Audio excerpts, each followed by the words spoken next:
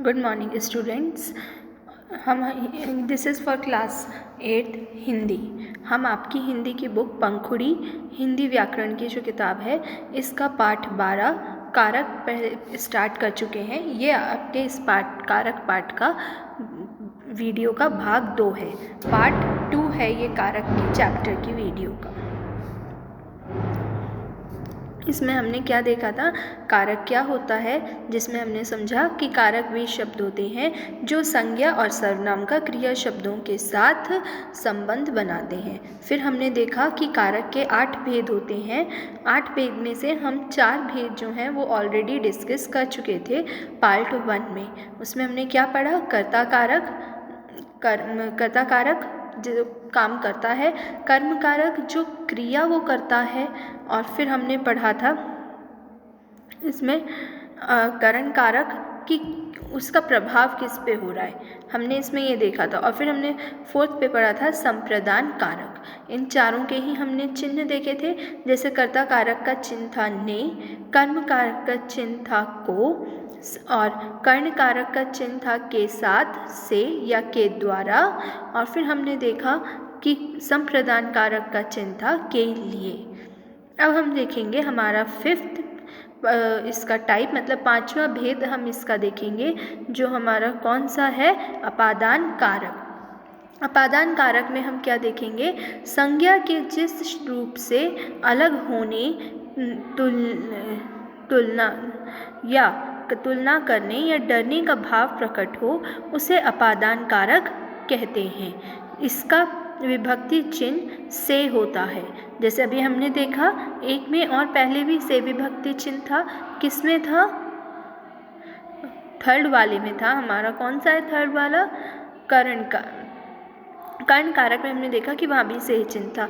पर इन दोनों के बीच में अंतर क्या होता है कि कर्ण कारक में जो कर्ता होता है उसके कर्म का किसी पे प्रभाव होता है, लेकिन जो अपादान कारक देख रहे हैं, यहाँ पे संज्ञा के जिस रूप से अलग होने, तुलना करने या डरने का, मतलब किसी के बीच में कंपैरिजन होता है, वहाँ हम यहाँ पे से का प्रयोग लेते हैं। कौन से कारक में, अपादान कारक में। जैसे हम इसका उदाहरण देख सकते हैं, गौरव छत से गिर गया। तो कहाँ से गिरा, छत से। तो हमने यहाँ पे मतलब एक उसको लेवल बताया है। जैसे दूसरे एग्जाम्पल, बच्चे बादलों के गरजने से डर गए। तो यहाँ किसका बोध हो रहा है हमें, डर का। वहाँ क्या बताया है, ऊंचाई। तो मतलब एक तुलने का या एक संख्या आई है। जैसे हमने देखा कि छत से गिर गया, तो छत ऊंचाई पे होती है, तो वहाँ पे ऊंचाई देखने को मिलती है। मतलब कि हमें यहाँ पे किसी भी प्रकार की तुलना या कंपैरिजन मिलेगा। वो नंबर्स में भी हो सकता है और किसी के बीच भी। अब हम इसमें देखेंगे 6th संबंध कारक। संज्ञा और सर्वनाम के जिस रूप से उसका किसी अन्य संज्ञा या सर्वनाम के साथ संबंध प्रकट होता है, उसे संबंध कहते हैं। मतलब कि यहाँ वो कारक होता है जो संज्ञा या सर्वनाम का किसी अन्य संज्ञा या सर्वनाम के साथ संबंध बनाता है। इसके विभक्ति चिन्ह क्या होते हैं, का, के, की, रा, रे, री और ना, ने, नी। अब हम इसके उदाहरण देखेंगे, जैसे कि मधु का घर जयपुर में है। तो इसमें क्या बताया है कि मधु एक संज्ञा है, जयपुर एक स्थान है, वो भी संज्ञा है। पर इन दोनों संज्ञा को कौन सा शब्द है जो मिला रहा है, का। मधु का घर जयपुर में है। जैसे हम दूसरा उदाहरण देखेंगे, शिक्षक ने सबको उपहार दिए। तो शिक्षक क्या है, संज्ञा, ने क्या है, कारक, सबको क्या है, सर्वनाम है। तो संज्ञा जो शिक्षक है और सर्वनाम जो सबको है, ये दोनों संज्ञा सर्वनाम है, और इनको कौन जोड़ रहा है, ने। तो जो दो संज्ञा या सर्वनाम को जोड़ता है उसे हम क्या कहते हैं, संबंध कारक बोलते हैं। आगे देखेंगे हम इसमें 7वां भेद, अधिकरण कारक। अधिकरण कारक क्या होता है, संज्ञा या सर्वनाम के जिस रूप से क्रिया के स्थान का बोध हो, उसे हम अधिकरण कारक कहते हैं। इसका विभक्ति चिन्ह में, पर। अधिकरण कारक कहता है जो जगह का, स्थिति का, कि कोई चीज़ कहाँ पे है उस स्थान का बोध कराता है। उन का शब्दों को हम जैसे में, किताब ड्रॉर में है, तो में मतलब इससे हमें स्थान पता चल रहा है ना कि किताब जो है ड्रॉर में अंदर है। जैसे किताब मेज पर रखी है, तो में और पर से हमें दोनों से स्थान पता चल रहा है। में है तो मतलब उस ड्रॉर के अंदर है, और अगर हमने कहा मेज पर रखी है तो मतलब मेज के ऊपर है। तो ये दोनों ही शब्द हमारे को स्थान बताने में मदद करते हैं, इसलिए ये किसके चिन्ह होते हैं? अधिकरण कारक के। पेड़ पर बंदर बैठे हैं, तो बंदर कहाँ बैठे हैं? पेड़ पर। पार्क में बच्चे खेल रहे हैं, तो इससे हमें क्या पता चल रहा है कि बच्चे कहाँ हैं? पार्क में। लास्ट हम इसका उदाहरण देखेंगे। कौन सा है हमारा? संबोधन कारक। क्या होता है ये? संज्ञा और सर्वनाम के जिस रूप से किसी को पुकारे जाने अथवा संबोधित करने का बोध हो, उसे संबोधन कारक कहते हैं। इसका विभक्ति चिन्ह मतलब जिससे हमें ये बोध हो कि किसी को बुलाया जा रहा है, किसी को पुकारा जा रहा है। इसका विभक्ति चिन्ह क्या है? हे, ओ, अरे। ठीक है, इससे हमें किसका फील आता है? एक्सक्लेमेशन, मतलब कि हैरानी का यहाँ पे हमें देखने के भाव देखने के लिए मिलेगा, इसलिए यहाँ पे हम एक्सक्लेमेशन मार्क लगाते हैं।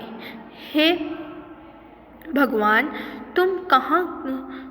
तुम यहाँ क्या कर रहे हो? तो मतलब कोई किसी आदमी को पुकार रहा है या किसी को पुकार रहा है, क्या कह रहा है? हे भगवान, तुम यहाँ क्या कर रहे हो? अरे भाई, आप यहाँ कैसे? मतलब कि यहाँ भी वो हैरान हो के मतलब बोल रहा है, अरे भाई आप यहाँ कैसे हो? ठीक है, अब हम यहाँ पे हमने 8 भेद देखे। अब हम देखेंगे, क्योंकि हमने कुछ जो कारक थे भेद के 8, उनमें देखा कि उनके विभक्ति चिन्ह सेम है, तो हम देखेंगे कि हम उनके बीच में कैसे भिन्नता कर सकते हैं, उनके बीच में कैसे डिफरेंस कर सकते हैं। करण कारक और अपादान कारक में अंतर। करण कारक और अपादान कारक दोनों में से विभक्ति का प्रयोग होता है, पर ये अलग कैसे है? देखिए, करण कारक के माध्यम से कर्ता काम करता है। मतलब हमने शुरू से देखा कर्ण कारक में क्या होता है कि कर्ता के कर्म का फल किस पे आ रहा है? कर्ण, जो दूसरी संज्ञा या सर्वनाम है उस पे आ रहा है। तो जैसे अरुण कमरे से बाहर गया, तो यहाँ पे से किसके लिए हो रहा है? उन दोनों संज्ञा के बाद में यूज़ हो रहा है। और अपादान कारक में क्या होता है? तुलना होती है या फिर अलग होने का बोध होता है कि वहाँ से वो चीज़ अलग हो रही है। जैसे अरुण राधा से छोटा है, तो मतलब कि उन दोनों में क्या अंतर है? भिन्नता देखने को मिली हमें और तुलना थी। अगला देखेंगे हम, कर्म कारक और संपादन कारक में क्या अंतर है, क्योंकि कर्म कारक और संपादन कारक दोनों में ही को विभक्ति का प्रयोग होता है। कर्म कारक में क्रिया का फल कर्म पर पड़ता है ना। कर्म कारक में क्या होता है? जो भी कर्ता करता है उसकी क्रिया का फल उसी के ऊपर होता है। संप्रदान कारक में कर्ता देने का कार्य करता है, और यहाँ पे संप्रदान में क्या होता है? कर्ता कारक जो होता है वो सिर्फ देने का काम करता है, मतलब दो संज्ञा के या सर्वनाम के बीच में या संज्ञा सर्वनाम के बीच में संबंध थोड़ा बहुत हो। शिक्षक ने विद्यार्थियों को मारा, तो ये क्या है? कर्म है। शिक्षक ने विद्यार्थियों को मारा, फल किस पे आया इसका? विद्यार्थियों को मारा, मतलब क्रिया किस पे? विद्यार्थी। इसमें देखेंगे हम संप्रदान में, शिक्षक ने विद्यार्थियों को ज्ञान दिया, मतलब यहाँ पे कुछ उनने उसको दिया है, मतलब देने का काम हुआ है, इसलिए यहाँ पे क्या दिख रहा है हमें? संप्रदान कारक कर्ता देने का कार्य करता है, मतलब यहाँ पे क्या होता है? कर्ता कुछ ना कुछ देता है। ठीक है, अब हम एक बार यहाँ पे देख लेंगे, दोबारा से इसका रिवीजन देखेंगे, दोहरान कार्य करेंगे। तो क्या देखा हमने कि कारक क्या होता है? कारक ये होता जो शब्द संज्ञा या सर्वनाम को क्रिया से जोड़ते हैं वह कारक होता है। फिर हमने इसके 8 भेद देखे। 8 भेद में क्या देखा?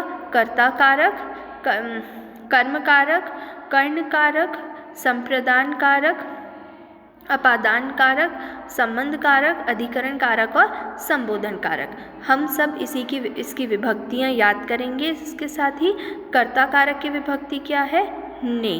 कर्ता कारक ने, कर्ता ने, कर्म को करण से या के द्वारा के लिए, फिर हम के लिए नहीं, के साथ या के द्वारा। फिर हम देखेंगे अपादान कारक, हाँ, कर्ता ने कर्म को करण से। फिर हम लिखेंगे संप्रदान। संप्रदान में हमने क्या विभक्ति देखी थी? के लिए। संप्रदान के लिए कर्ता ने कर्म को अपादान कर्ण से के द्वारा, और फिर क्या देखा हमने? संप्रदान के लिए। आगे हम याद करेंगे अपादान से संबंध काके की, नाने नी या फिर रे रा री। फिर हम देखेंगे अधिकरण कारक में पर। फिर हम देखेंगे संबोधन कारक हे अरे। ठीक है, हम इसको इसी सीरीज़ में याद करेंगे आगे।